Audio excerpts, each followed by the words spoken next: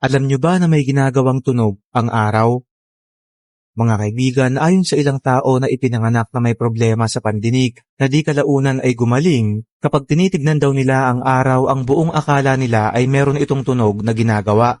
Ang kanilang akala ay totoo dahil nadiskubre ng mga scientist na ang ating araw ay naglalabas ng pressure wave sa ibabaw nito na kanilang na-record, pero dahil mababa yung frequency ay kinakailangan pa nila itong pabilisin upang ito ay marinig. Ayon sa pag-aaral, kapag nawala daw ang araw ay aabutin pa ng 8 minutes bago dumilim sa ating mundo. At dahil mas mabilis maglakbay ang light kesa sa sound waves, ay ito ang tunog na maririnig natin sa ating planeta sa loob ng 13 years na walang araw.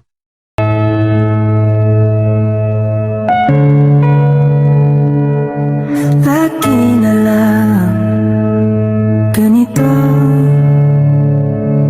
isipan ay gulong-gulo.